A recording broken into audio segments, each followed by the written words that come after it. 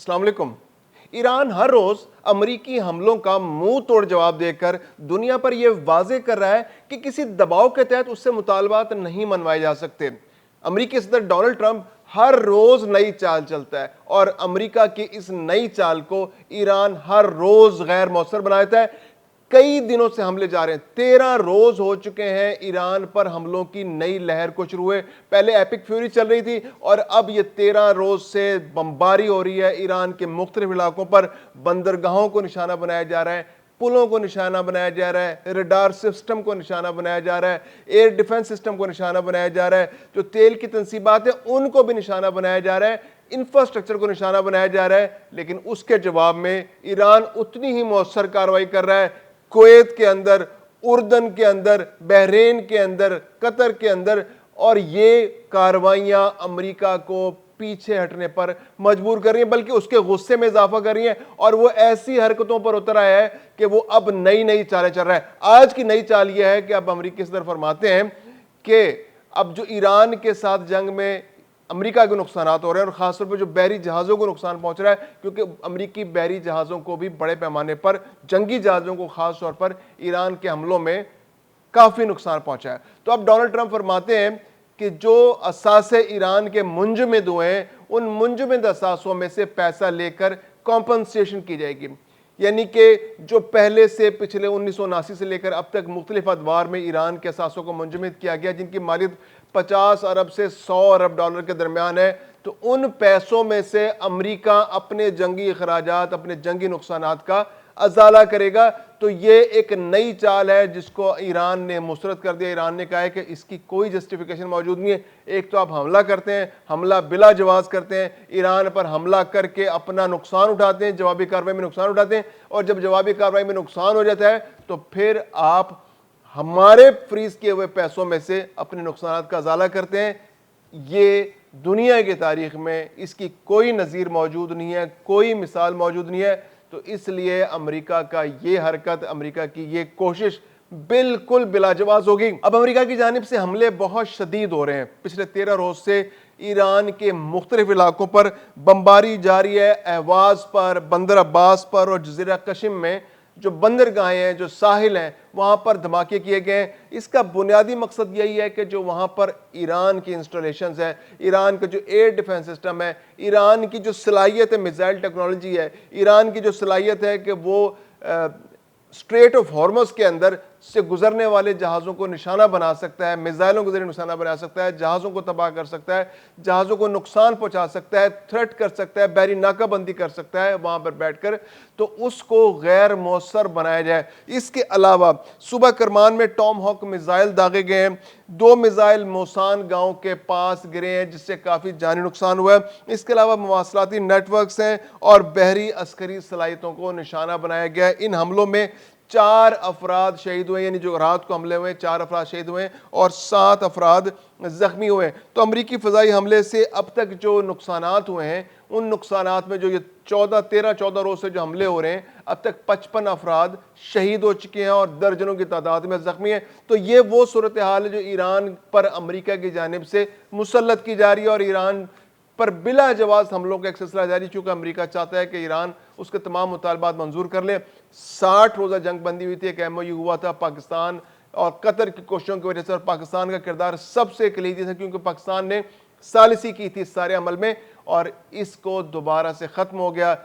ایران نے بھی اس میں کچھ جاریت کا مظاہرہ کیا اور امریکہ نے تو حد ہی کر دی، اس نے تو تمام حدیں کراس کر دیں، اور اس کے بعد سے لے کر اب تک امریکہ کسی طرح پیچھے ہٹنے کو تیار نہیں، اور امریکہ ہر حد سے گزرنے کو تیار ہے۔ اب امریکی صدر ڈونلڈ ٹرمپ فرماتے ہیں کہ وہ تو اب نیا حملہ کرنے جا رہے ہیں، اور وہ نیا حملہ پہلے سے بھی زیادہ شدید، زیادہ سخت ہوگا، اور ایپک فیوری جو آج سے 4-5 مہینے پہلے جو 28 فروری کو حملے ہوئے تھے ایپک فیوری کے نام سے، ان حملوں سے بھی زیادہ شدید حملے ہوں گے۔ اس کی مثال یہ ملتی ہے کہ وہاں جو ایران کے اندر ذرائع موجود ہیں، ان کا یہ کہنا ہے کہ اس بار جو امریکی صدر ڈونلڈ ٹرمپ کی دھمکیاں ہیں وہ کافی سنجیدہ ہیں، کیونکہ جو مغربی ممالک ہیں ان کے سفارت خانے تہران کے اندر موجود تھے، اس کے اندر تھوڑا تھوڑا عملہ موجود تھا۔ برطانیہ، فرانس اور اس طرح کے دوسرے ممالک جو تھے، جنوبی کوریا جو فار ایسٹرن کنٹری ہے، ان کے وہاں پر سفارت خانے ایکٹیو تھے، موجود تھے، تھوڑا بہت عملہ موجود تھا۔ لیکن اب جو مغربی ممالک کے جو سفارت خانے ہیں ان کو مکمل طور پر خالی کرا لیا گیا ہے۔ جنوبی کوریا، جاپان کے جو سفارت خانے ہیں ان کے بارے میں بھی اطلاعات یہ ہیں کہ ان کو خالی کرا لیا گیا ہے۔ تو ایسی صورتحال میں اس بات کے امکانات بہت زیادہ بڑھ گئے ہیں کہ اب حملہ جو اس بار ایران پر ہونے والا ہے وہ پہلے سے ممکنہ طور پر زیادہ شدید ہو سکتا ہے، یا پھر یہ ایک تھریٹ ہو سکتی ہے ایران کے لیے، کہ ان کو بتانے کے لیے کہ بھئی آپ حملہ کرنے جا رہے ہیں، آپ ہماری شرائط جلد از جلد مان لیں۔ اب دوسری جانب ایران جو ہے وہ کسی طرح سے پیچھے ہٹنے کو تیار نہیں ہے، وہ اپنے دفاع میں پوری صلاحیتیں اپنی لگا رہا ہے، اور کویت کے اندر، اس کے علاوہ اردن کے اندر اور بحرین کے اندر، یہ 3 ممالک ایسے ہیں جہاں پر امریکی اڈوں کو نشانہ بنایا گیا ہے۔ امریکی جو فوجی اڈے ہیں ان پر میزائل داغے گئے اور وہاں پر بڑے پیمانے پر نقصانات کی اطلاعات ہیں، اگرچہ تصدیق نہیں ہو پاتی کیونکہ وہاں پر جو ذرائع ابلاغ ہے، مغربی ذرائع ابلاغ سے خبر آتی ہے، تو جو ایرانی ذرائع ہوتے ہیں اس کے مطابق تو وہاں پر بہت بڑے پیمانے پر نقصان ہوتا ہے، لیکن ایک بات ہے کہ وہاں پر میزائل داغے گئے ہیں، وہاں گرے ہیں اور وہاں پر نقصان ہوا ہے۔ شیخ عیسیٰ اڈے پر امریکی فوج کی تنصیبات کو نشانہ بنایا گیا، یہ بہت امپورٹنٹ اڈا ہے، یہاں پر امریکی تنصیبات موجود ہیں اور یہاں سے امریکہ اپنے آپریشنز بھی جاری رکھے ہوئے، تو یہاں پر امریکہ کے نقصانات ہوئے۔ اب دوسری بات یہ کہ جو خلیجی ممالک سے باہر اگر امریکہ کا کوئی اڈا ہے تو وہ اردن کے اندر موجود ہے، اردن جو ہے اسرائیل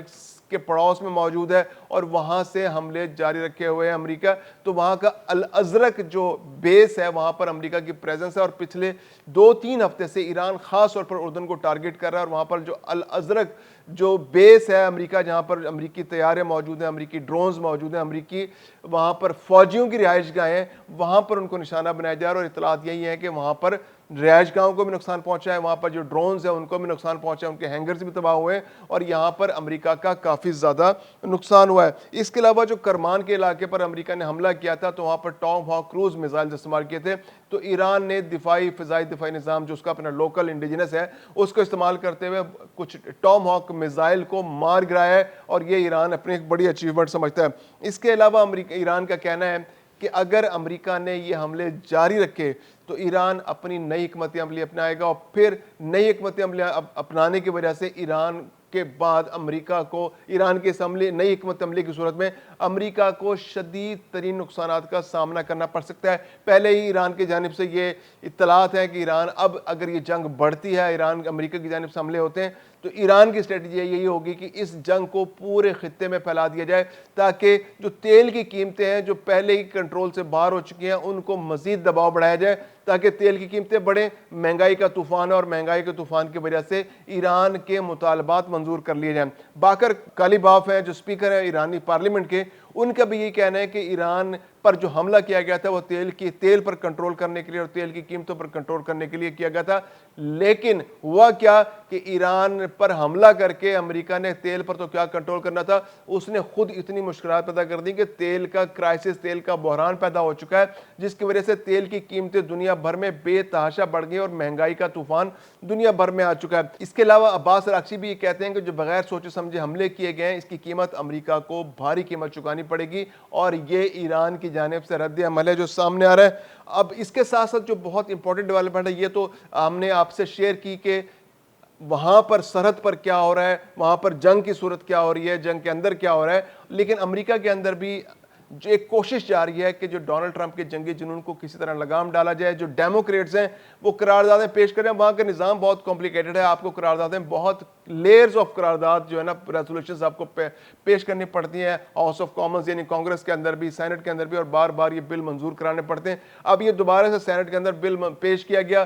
ڈیموکریٹس کی جانب سے کہ جو ڈونلڈ ٹرمپ ہے اس کی جنگی اختیارات کو کم کیا جائے، یہ بلا وجہ اس نے پورے ملک کو اور پوری دنیا کو ایک جنگ کے اندر دھکیل دیا، اور یہ پورے دنیا کا امن خطرے میں پڑ گیا اور مہنگائی کا ایک طوفان آ گیا۔ اب یہ بدقسمتی دیکھیے کہ یہ قرارداد جو ہے یہ نامنظور ہو گئی 49 کے مقابلے میں 47 ووٹوں سے، اگرچہ ریپبلکنز کے 4 سینیٹرز نے ووٹ دیا اس قرارداد کے حق میں، لیکن جو ڈیموکریٹس ہیں وہ اپنی پریزنس نہیں بنا پائے، سینٹ کے اندر ان کے ارکان اس بڑی تعداد میں موجود نہیں تھے، اگرچہ 4 ریپبلکنز نے بھی ووٹ دیا، لیکن ڈیموکریٹس جو ہیں شاید سنجیدگی کا مظاہرہ نہیں کر سکے، یا پھر انہیں امید نہیں تھی کہ یہ قرارداد منظور ہوگی۔ اگر وہ سنجیدہ ایفرٹ کرتے تو ممکنہ طور پر یہ قرارداد سینٹ سے منظور ہو جاتی. پھر ڈونلڈ ٹرمپ کے پاس کوئی آپشن نہیں رہتا کہ وہ اس قرارداد کو ویٹو کر دے, اور پھر اگر وہ ویٹو کر دیتا, ڈونلڈ ٹرمپ ویٹو کر دیتے, تو اس کے بعد پھر کانگریس کو اور سینٹ کو